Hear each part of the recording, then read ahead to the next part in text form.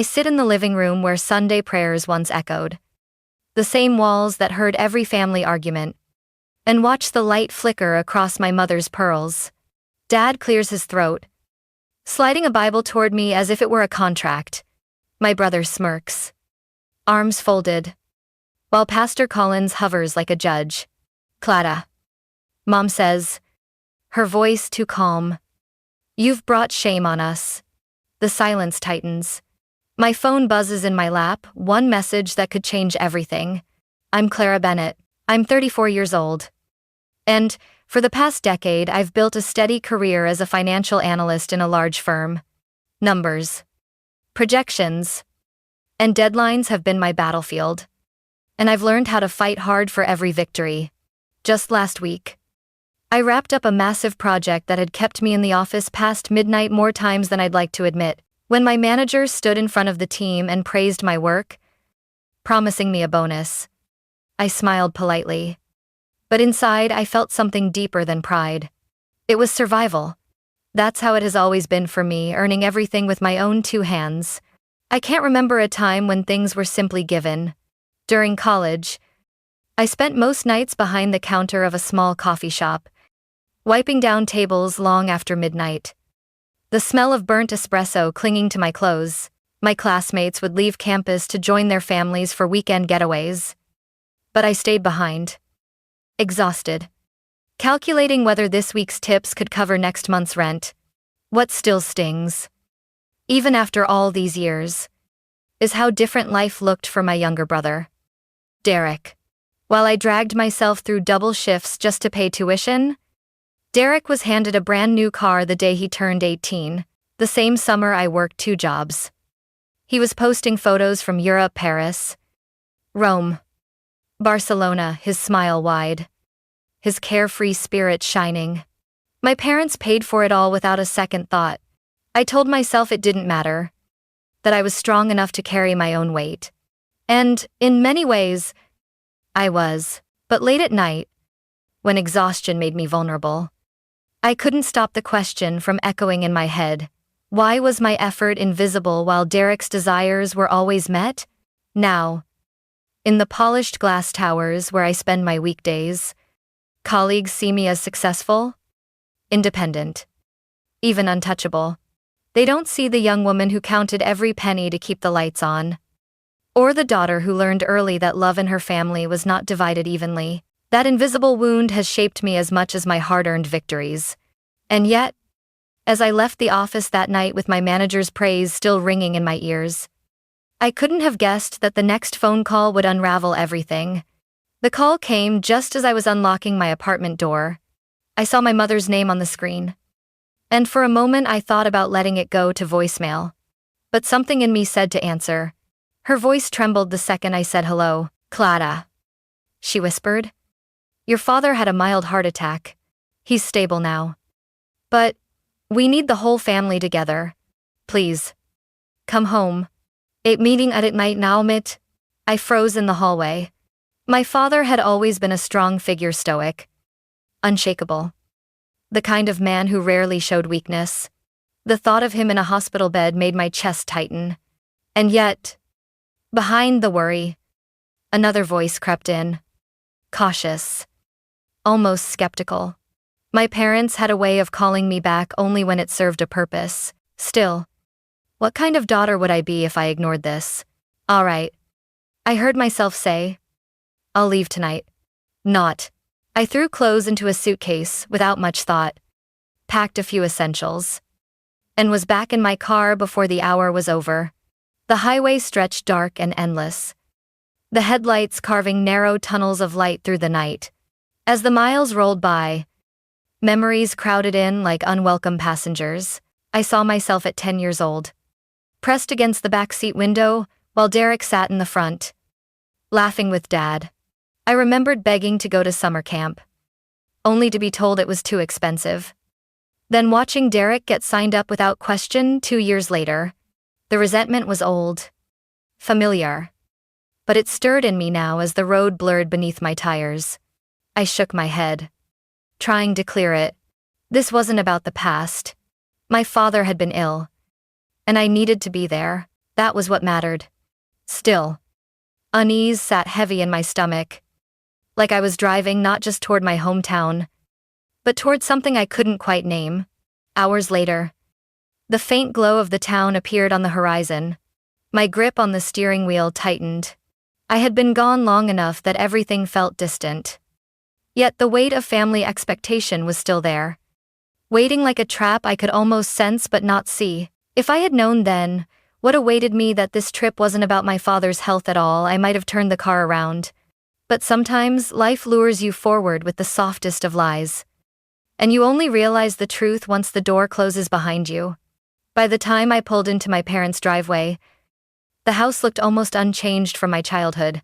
The porch light glowed faintly, moths circling in lazy patterns, and for a fleeting second I felt like a teenager again. Sneaking home past curfew, I carried my bag inside, greeted with the familiar smell of roasted chicken and fresh rolls. Dinner was waiting. My mother, Evelyn, hugged me with a little too much force, as if she were trying to cover something with warmth. My father sat at the head of the table, upright, composed. No tubes or monitors attached, just the same stern man I remembered, only with a little more gray at his temples. If he had just survived a heart attack, he was hiding it remarkably well. We gathered at the table like a family in a magazine spread. Platters of food stretched across the linen cloth, mashed potatoes, whipped smooth, green beans sprinkled with almonds, even a chocolate pie cooling on the counter. The surface looked perfect, almost staged, but I could feel tension threading through the air. I leaned forward, smiling as best I could. "Dad, how are you feeling? Mom told me you had a heart scare." "Hey," as an interim the lady was present. For the briefest moment, my father's eyes flickered, but instead of answering, he reached for his water glass. My mother jumped in quickly. "Oh, you know him, Clara. He hates being fussed over. Let's eat before the food gets cold." "I many haven't of it," I frowned, glancing between them, but let it drop for the moment. Derek was already halfway through his plate, barely making eye contact. His wife Melissa sat beside him, arranging her napkin with deliberate precision. What struck me most was how restless Derek seemed. He kept glancing at his watch, tapping his fingers against the table as if there were somewhere else he'd rather be. Conversation stumbled along in fits and starts. Safe topics. Small talk about the weather, the neighbor's new dog. Nothing of substance. Every time I tried to circle back to my father's health, the subject changed. Evelyn asked if I was still working late hours. Melissa chimed in about her son's soccer team. Harold, my father, cleared his throat loudly and steered us toward the merits of local politics. The longer it went on, the more uneasy I became. The meal should have felt like a reunion, but instead it felt rehearsed, like lines in a play. Everyone played their part, smiling at the right moments, nodding on cue, but beneath it all was a strange urgency, as if the real performance hadn't begun yet. I took a slow sip of wine and studied them. The family I had driven all night to see. Something was off. I could sense it in the pauses too long, in the way Derek's knee bounced under the table, in the way my father's gaze slid past mine whenever I asked the simplest question. It was a dinner cloaked in civility, yet charged with secrets, and somewhere in the middle of the laughter that sounded too forced, I felt the first sharp edge of suspicion cut through me. The clinking of silverware slowed as the meal wore on, and the forced chatter thinned until silence pressed heavy against the walls. I knew that silence from childhood, it always came before something uncomfortable, something that was easier to avoid than confront. I set down my fork and folded my napkin across my lap, waiting. Derek was the first to break. He cleared his throat, loud enough to make all of us look his way. "So," he began, drumming his fingers on the table, "you know, my son is getting ready for college next fall.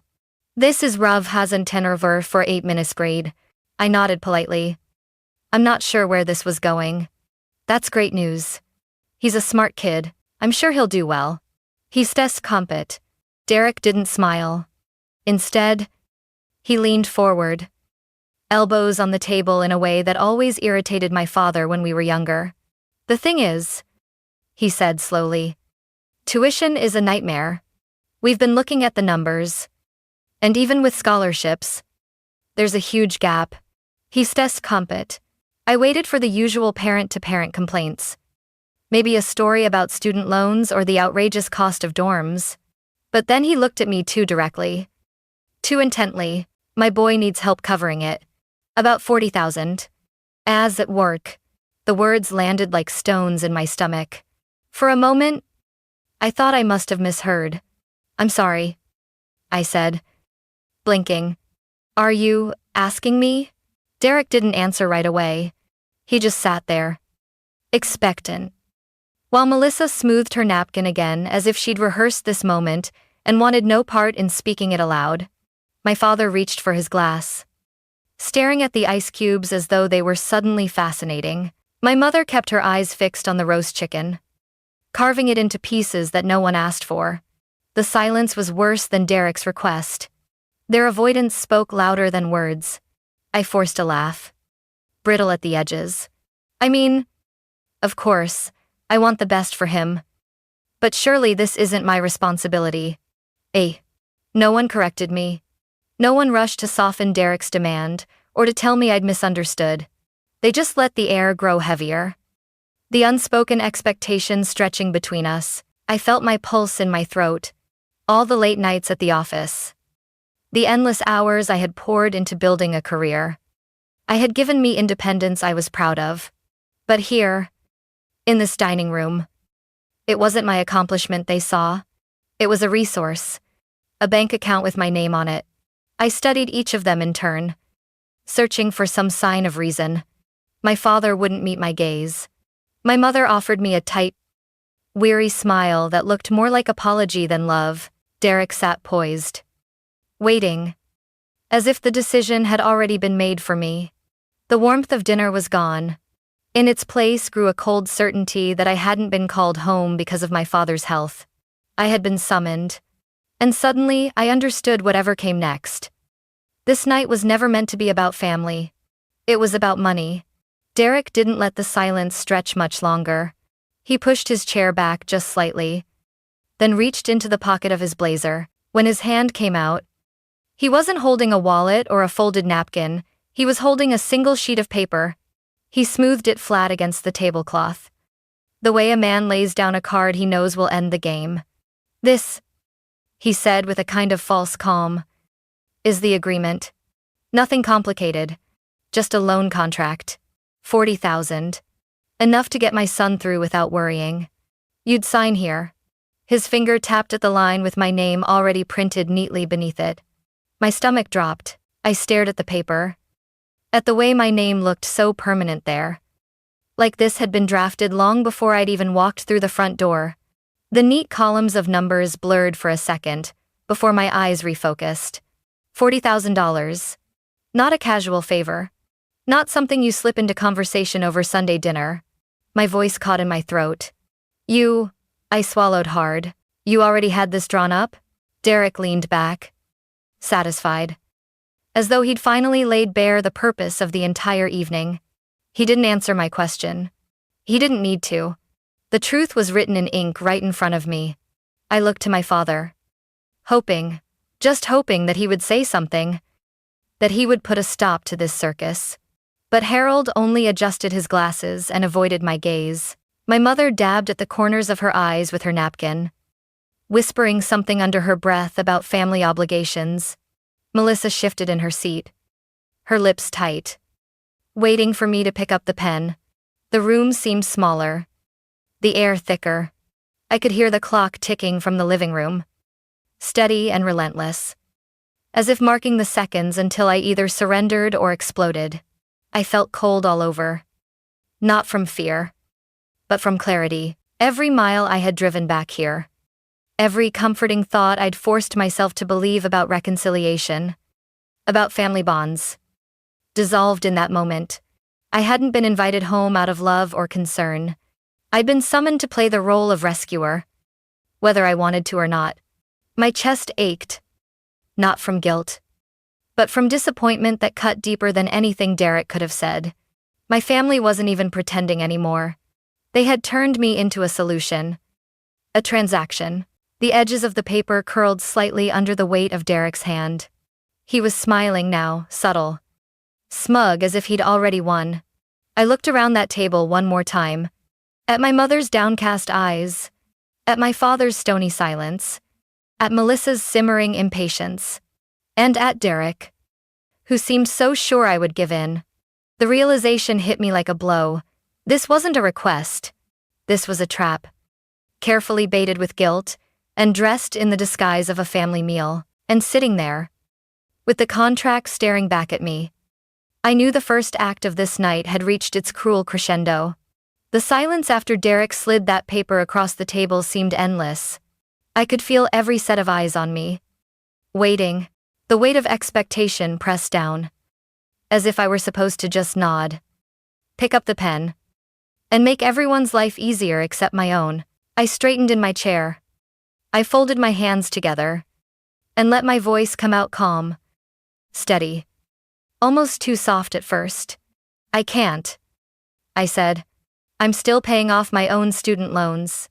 I'm nowhere near free of them. It is out of where, come. The words hung there like a foreign language. None of them wanted to understand. My mother's face crumpled first. Evelyn let out a small gasp. Her napkin fluttering as she pressed it to her eyes. How can you say that? Clara? She whispered. But her voice carried sharpness beneath the tears. After all this family has done for you? After all the sacrifices? My father's tone came next. Firm. Unbending. Harold's voice filled the dining room like a gavel striking down. Children have a duty, he said, staring directly at me now. A duty to their family. You don't turn your back when you're needed. It's step. I felt my pulse rise. But I kept my chin lifted. They weren't asking, they were demanding. Wrapping it in guilt and obligation. Before I could gather an answer, Melissa cut in. Her voice was sharper than anyone's, tinged with contempt.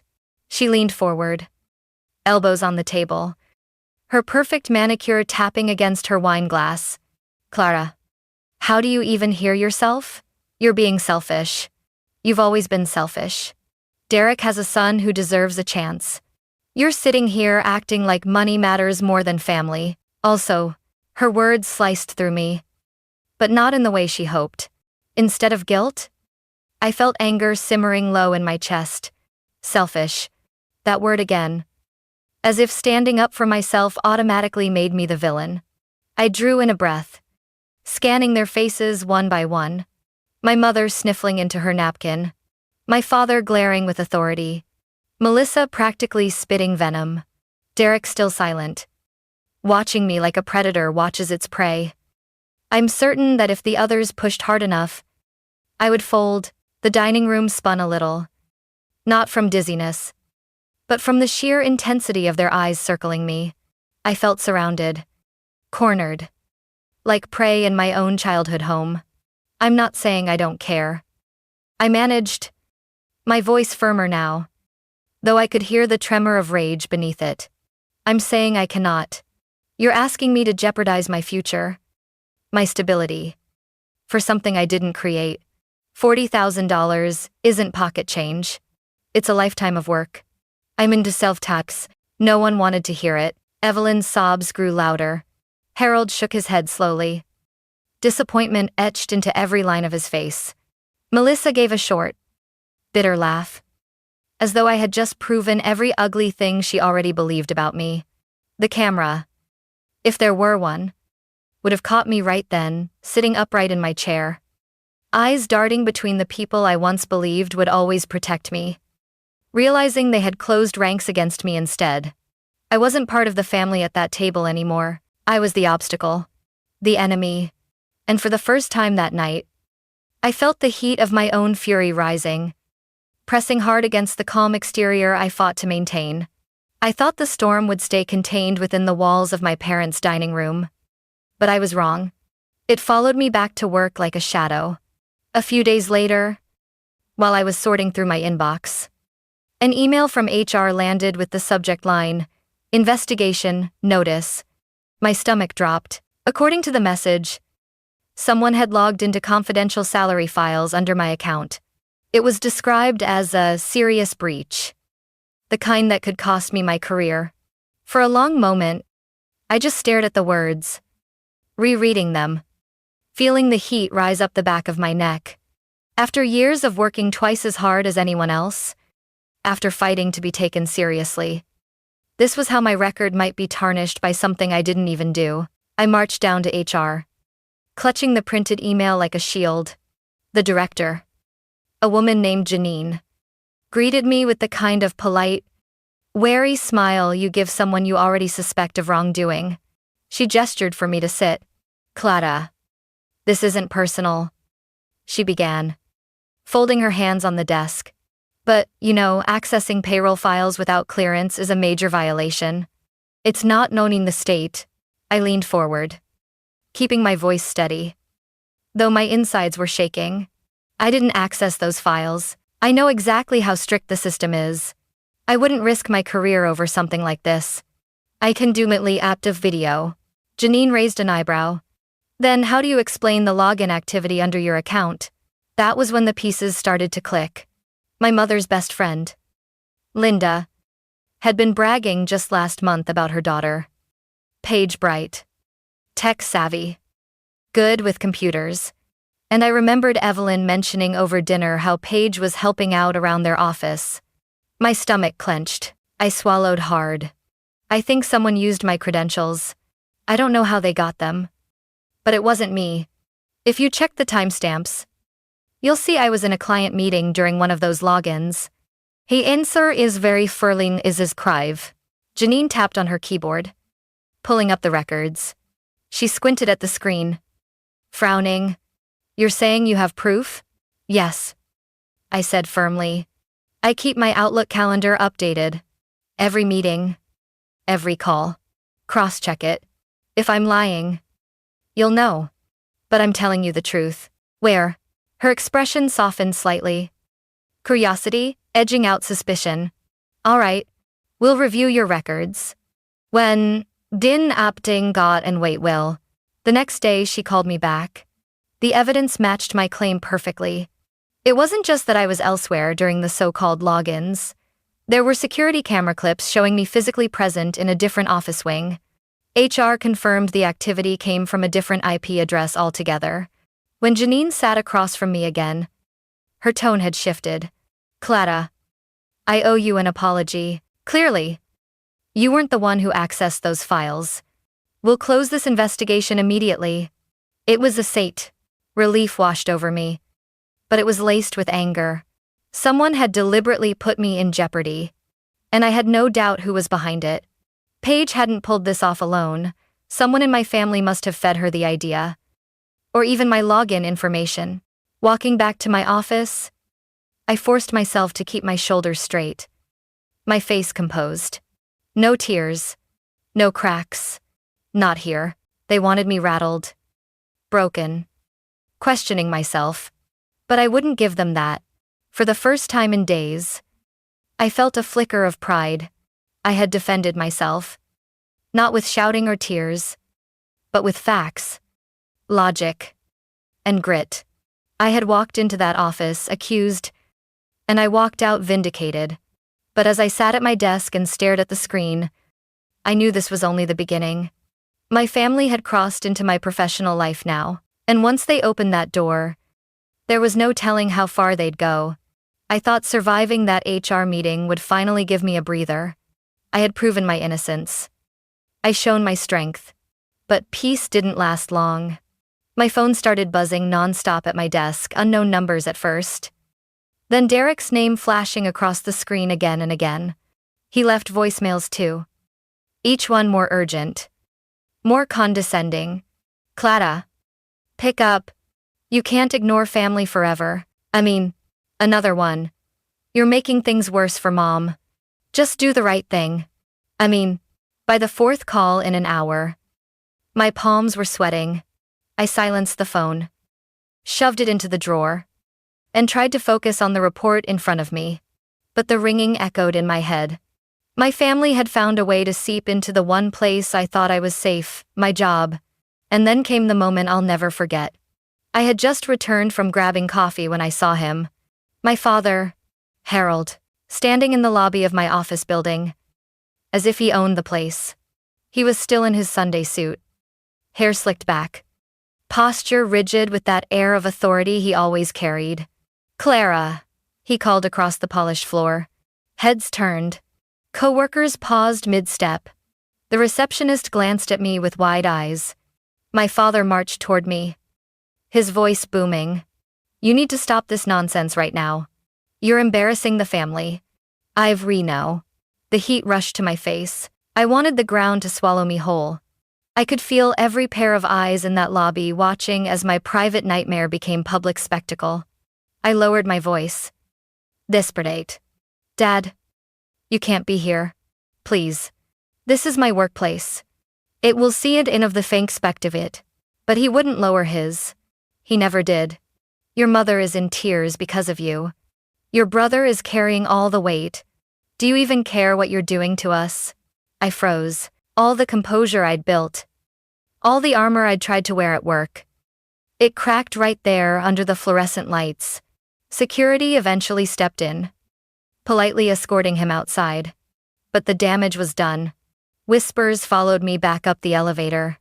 Not long after, my manager asked me to come into his office. The blinds were drawn. The atmosphere tense. He cleared his throat, looking uncomfortable. "Clara," he began carefully. "I have to bring something up. Your family has been contacting the office repeatedly. It's starting to disrupt things here. It's possible." I felt my chest tighten. "I'm so sorry," I whispered. "I know this isn't easy," he said, leaning forward. "But they've been calling reception nonstop. And now your father showed up in the lobby. This isn't sustainable. You're an excellent employee. One of our best. But if this continues," his voice trailed off. But I heard the unspoken threat. My career. The life I had worked so hard to build. Was on the line because of them. I managed a nod. Holding myself together just enough to get through the meeting. But once the door closed behind me, I stood in the hallway staring at the carpet. My vision blurring. My legs felt heavy. My body numb. That was the moment I realized how close I was to breaking. It wasn't just about money anymore. My family wasn't just pushing me to sacrifice financially. They were willing to destroy every part of my life to get what they wanted. I pressed my hand against the wall, steadying myself, swallowing back the tears. I couldn't fall apart here. Not in front of them. But inside, I was barely standing. I should have known something was wrong when my mother asked me to meet them at the church on a Thursday evening. She said it was just a family talk. But her tone was too rehearsed. Too sweet. Still, I went. Maybe a small part of me still hoped for peace. Or maybe I was just too exhausted to argue anymore. When I walked into the fellowship hall, every chair was already filled. My parents, Derek, Evelyn, and at the head of the table sat Pastor Collins, Bible open in front of him. The fluorescent lights hummed overhead, and the air felt heavy, like I was stepping into a courtroom where the verdict had already been written. "Clara," Collins said with a practiced smile, motioning for me to sit down. "We've been praying for you." A as in day. The words should have been comforting, but they sounded like a sentence. I sat at the only empty chair. Every pair of eyes locked on me. My father leaned back with his arms crossed. My mother's hands were folded like she was trying to look pious. And Derek tapped his fingers impatiently on the table. I didn't even have time to breathe before the pastor began. He cleared his throat and read aloud. "Children, obey your parents in all things, for this is well-pleasing unto the Lord." He paused, letting the words sink in, then looked directly at me. "Family is sacred. Clara, sometimes God asks us to sacrifice for the good of our loved ones. That's the true test of faith." Okay, sacrifice. The word clung to the air like smoke. He flipped a few pages and went on, twisting verse after verse, until each one sounded like a command for me to surrender. Honor thy father and mother. Bear one another's burdens. The Bible tells us plainly, family unity is more important than individual pride. 8. I sat perfectly still, my hands folded in my lap.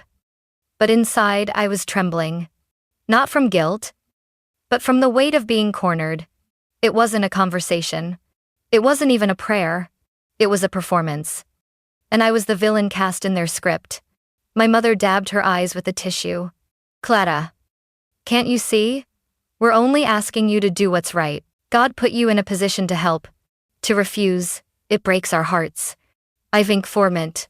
Derek leaned forward, his voice sharp. You make 6 figures and live in a city apartment by yourself. And we're sitting here drowning. What kind of sister, what kind of daughter turns her back like that? Every sentence felt like a stone thrown at me. I looked at the floor, wishing it would split open so I could disappear. My throat was tight. And for a long moment I couldn't even form words. I wanted to argue, to defend myself. But it was 4 against 1. And they had a pastor wielding scripture like a weapon. Collins folded his hands. Clara, this isn't about money. It's about obedience. The Lord tests us in ways we don't always understand. Sometimes the cross we bear is heavy, but refusing it only leads to shame. Kentink said, I felt my chest constrict. The silence that followed pressed down on me harder than the words themselves. I realized I wasn't just sitting in a church hall. I was sitting in a cage they had built together, each of them locking the door from the outside. And in that moment, I had never felt more alone. I scanned their faces, searching for even a flicker of compassion. But all I saw was expectation. A greedy hunger dressed up as righteousness. My father's eyes were cold. Derek's jaw was clenched. Evelyn's lips curled in smug silence. My mother, still pretending to cry. I refused to meet my gaze. It hit me then. This wasn't about saving the family. It was about breaking me until I became useful to them again. My pulse pounded in my ears. I pressed my palms flat against my knees, grounding myself, holding on, because if I didn't, I was afraid I'd either collapse or scream. That's when I knew something inside me had to change. For a long moment, I just sat there, listening to the echoes of Pastor Collins's words. My heart was pounding so hard I could feel it in my throat. I looked down at my hands and realized they were shaking. But not from fear anymore. It was anger pure. Righteous anger that I had been swallowing for far too long. I took a slow breath and finally lifted my eyes. Pastor, I said, my voice low but steady. The Bible doesn't just talk about obedience. It also talks about truth, about justice, about standing up for what's right. Makes is noshid. The room went silent. You could hear the buzz of the fluorescent lights overhead. My father stiffened in his chair. And Derek's mouth twitched like he was about to interrupt. But something in my voice must have stopped him. I pushed back my chair and stood. My legs felt like they were made of lead. But once I was on my feet, the words came easier. You've all spent years twisting faith into chains. But scripture isn't about control. It's about love. Real love doesn't demand someone sacrifice their entire life just to keep other people comfortable. Real love doesn't drain someone dry. Thanks for watching. My mother blinked, stunned. Pastor Collins fumbled with his Bible, flipping pages like he might find a verse to silence me. Evelyn folded her arms and glared. But even she didn't speak. For the first time in a long time, they were the ones on the defensive. I've sat here and listened. I continued, my voice rising, to every accusation, every guilt trip, every sermon meant to break me down. But I won't carry this anymore. Your debts are not my sins, your choices are not my punishment, and your version of faith is not my God. 8. When ender from it, the weight that had been crushing me for years started to loosen. Just a fraction. With every word I spoke, my breath felt fuller, like I'd been underwater and finally broken the surface. That's when my phone buzzed in my pocket. For a split second, I thought about ignoring it. But something nudged me to look. A single notification lit up the screen. Congratulations. Ada, we're excited to welcome you to our San Francisco team. I stared at it, hardly believing. It felt like the universe itself was handing me a key at the exact moment I needed it most. I looked up at my family, at the stunned faces around that table. For once, I wasn't trembling. I wasn't afraid. A slow smile spread across my face. Not mocking. Just calm. Free. I've heard enough, I said softly, tucking the phone back into my pocket, then louder, so every person in that room could hear me. I'm done. Abi all that respondivnatsta. The air cracked open with my words. My father shifted uncomfortably. My mother let out a little gasp. And Derek slammed his fist on the table like he could intimidate me back into silence. But nothing they did mattered anymore. I turned, walked toward the door. And with each step, my shoulders felt lighter. By the time my hand touched the knob, my chest wasn't tight anymore. I could breathe. I didn't slam the door behind me. I didn't need to. The sound of my footsteps down that empty hallway was enough. Steady and unhurried. Like the beat of a drum carrying me forward. For the first time in years. Maybe in my entire life. I was walking out not in shame or defeat, but in victory. And deep inside, I knew this was the moment everything changed. The night I left my parents' house, I didn't sleep. My mind was racing. But for once it wasn't trapped in dread. It was busy planning. At dawn, I pulled out 2 suitcases and began sorting through my life. Clothes I actually wore went neatly into piles, while old dresses my mother had once insisted I keep for family gatherings were folded into a donation box. I photographed a few pieces of furniture and posted them online, not even caring if I sold them cheap. Each item that left my apartment felt like a weight lifted. My books went into sturdy boxes, though I kept only the ones that meant something to me. Everything else, objects I once held onto out of guilt, I let go. By afternoon, I called my best friend, Leah. She didn't even hesitate. I'll be there in 10 minutes, she said. And when she arrived, she wrapped me in a hug so tight I thought my chest might crack open. Together we hauled boxes, taped them shut, labeled them for shipping. She cracked jokes to keep me laughing, even when tears slipped down my cheeks without warning. Later that week, I stood at the airport with a single carry-on at my side. I'd whittled my entire life down to the essentials, boarding pass in hand. I walked toward the gate. The moment I stepped onto that plane, I exhaled so deeply it felt like I'd been holding my breath for years. The cabin lights glowed softly. The engines hummed beneath me. And for the first time, I wasn't afraid of where I was going. I was only relieved about what I was leaving behind. This wasn't running away. It was finally, mercifully, breaking free. I sat in the corner of the airport lounge, my carry-on tucked under the chair, the boarding screens glowing above me, around me. Strangers scrolled through their phones or sipped coffee. But my hands trembled as I opened my laptop. I had carried the words inside me for years, but now they demanded to be set free. I began typing an email addressed not just to my parents and brothers, but to every aunt, uncle, and cousin who had stood silent while I was shamed. Line by line, I laid out the truth.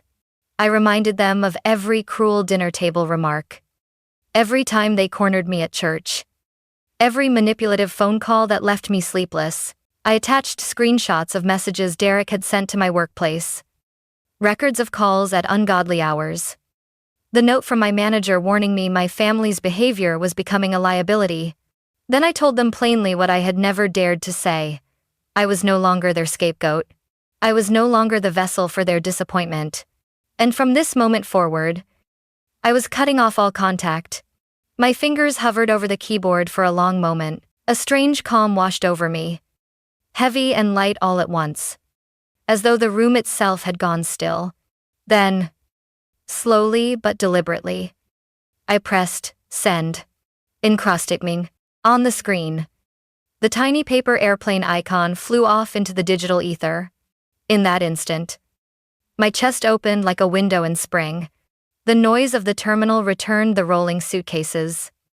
The muffled announcements, but I no longer heard them as threats. They sounded like freedom. I closed the laptop, leaned back in my chair, and for the first time in my life, I felt untouchable. San Francisco felt like a city built for second chances. My mornings began with the fog rolling over the bay, the Golden Gate Bridge stretching out like a promise in steel and light. I walked to my new office in sneakers instead of heels, carrying nothing heavier than my laptop and a renewed sense of self. My coworkers didn't know my history, and for once I didn't feel the need to explain. I was simply Clara, competent and free. Some evenings, I would stroll along Ocean Beach, letting the Pacific wind whip through my hair. There was a peace in the rhythm of the waves that no sermon, no lecture, no family dinner had ever given me. For the first time in my adult life, silence felt safe. Months passed before my phone lit up with a call from an unfamiliar number. Against my better judgment, I answered.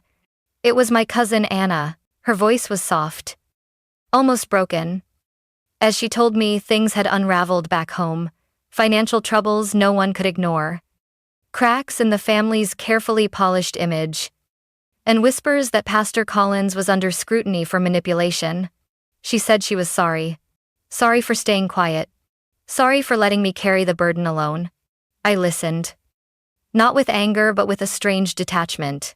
When she finished, I simply said, I hope you all find the right path. Then I ended the call. Not with bitterness, but with a finality that felt like closing a heavy door. Later that evening, I stood at the edge of the water, watching the horizon burn with the colors of dusk. The wind tangled my hair, and for the first time, I didn't feel like I had to fix anything. I was already whole.